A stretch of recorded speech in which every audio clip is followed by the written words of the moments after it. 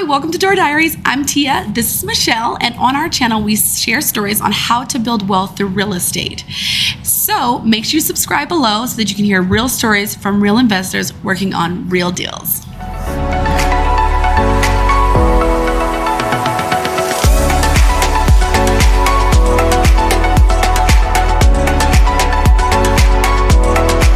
Awesome. And today's topic is, how did we get into buying $1 million deals? Absolutely. All right. You know, I think the whole idea is that a lot of people think that they see this price tag of, even the first time I bought a property, $400,000, $500,000, you're like, oh my gosh, I'm about to sign a loan for $500,000 or $1 million. And it sounds like a lot. And it is a lot. But the truth of the matter is the process is a lot easier, feels stressful sometimes while you're in it, but really the process is a lot easier than people think. That's right. That's right. Absolutely. So, I guess, number one to start off with is, Tia, you've done the BRRRR method successfully, right? Oh, yeah. Yes. And to the people that don't know what the BRRRR method is, explain what it is. So it's buy, rehab, rent, refinance the property. And repeat. And repeat, right? You got to do it again. Mm-hmm. And so the whole idea is basically, for me, like how I got to the $1 million mark is I started by buying properties that were less than $1 million, right?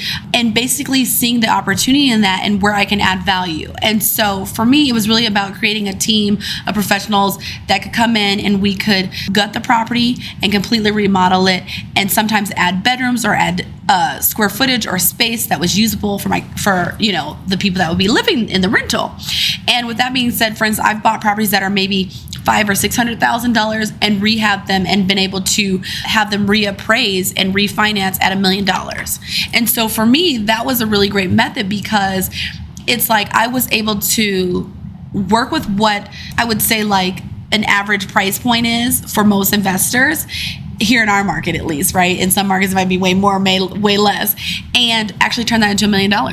Right. And now you're repeating it by taking that money out? Yeah. So now. And then buying another deal, right? Exactly. So now it's like you've remodeled that property, and let's say you buy it at $600,000, you sell it at $1 million, right? And then you refinance it. And maybe you're able to take out $250,000 from that and pay for all of the rehab that you just did, right? So you get your money back there. And now you take the money from your cash out refinance and you literally just go put 20-25% down on another property, right, to simply do the same thing again. Right. As of right now, the filming of this video, interest rates are pretty high. Do you still feel like the BRRRR method still works?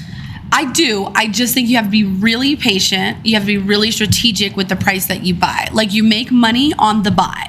So the deal has to make sense. That's it. Right. You just underwrite in the new interest rates. Right, exactly. So if you're doing that, it means you're borrowing less money, mm-hmm, but then now after the finished product, right, because you bought it right from the beginning. Yes, that's right? The most important. Yeah, you bought it. You have to buy it right from the beginning. Then you can refinance, and even though it's at a higher interest rate, it still works, mm-hmm, because you bought it right. You bought it at a much lower price point. And you had that higher interest rate in mind, right, when you picked your purchase price. Right. And a lot of times when it is value add, you can really do more negotiation because the seller realizes that there's a lot of stuff that's deferred. Right.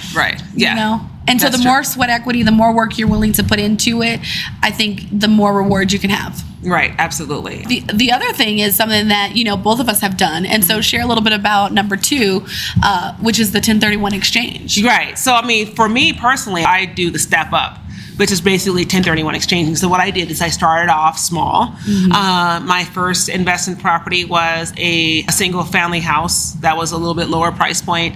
Then I started off with a more of a luxury townhome kind of fix and flip per se. Mm-hmm. So then I started really small from a townhome, and then I took that townhome and then I converted it to a duplex.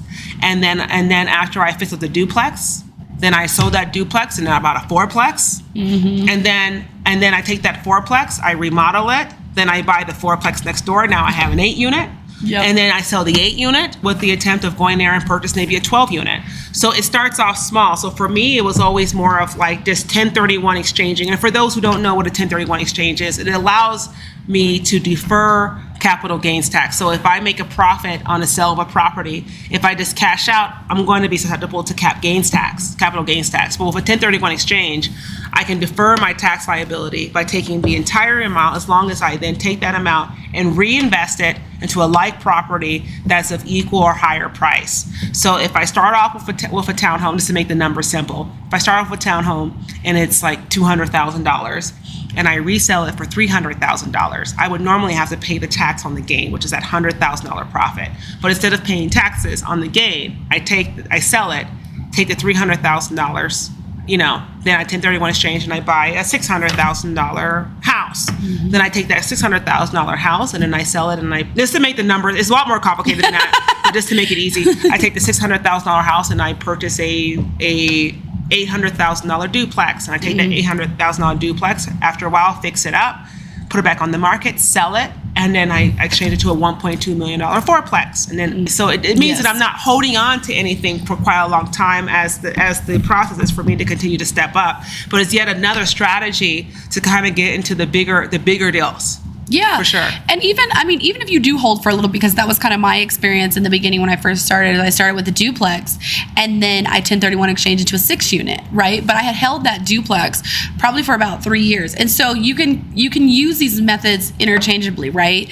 You could go into it with the idea that you're going to BRRRR, and then at the right time, if it makes sense to then move into a 1031 exchange, then you use that. But there's definitely ways to purchase $1 million properties without actually having $1 million. Right, exactly. So you can combine the tactics. I would say that, combining the tactics sometimes doesn't work, because if you pulled all the money out already, it will be hard to sell it and take that assets and then turn it into something else. Sometimes with the BRRRR method, you have to kind of be prepared to hold it for quite a while. That's true. Yeah, you're not going to do it right away. Versus with me, I don't take any of the equity out.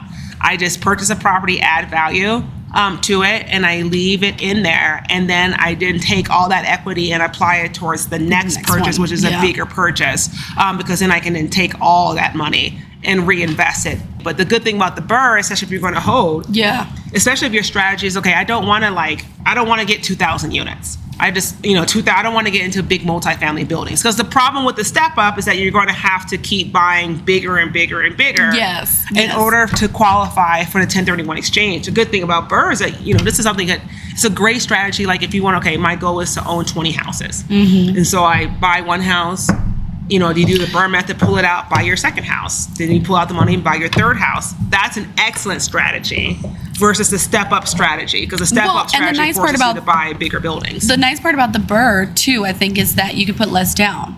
You can start out by putting, especially if you're going to do single family, or you're going to do an owner occupied, like 2 to 4 unit, you can put that 3.5% down. And then the next thing you know, when you do refinance, right, now you have 20-30% of equity in that property. So I think the nice part about the BRRRR method, especially if you're just getting started, is it's a good way to get your feet wet with a low down payment and not have to, use all of your cash. Right, absolutely. And then you can also use your cash just on the remodel. Right. And then that goes to the third way that we've actually personally done it, was really by partnering. Right. Yeah. So, an easy way really to get into deals, bigger deals, is just by partnering. So, I know for me specifically, as a broker, I come across good deals all the time, but I may not have enough cash or funds to purchase that deal, because maybe my funds are locked up in some other deals. Well, if I found the deal, I can probably do the construction management. I just go out there and find a partner who has the funds, who has the cash.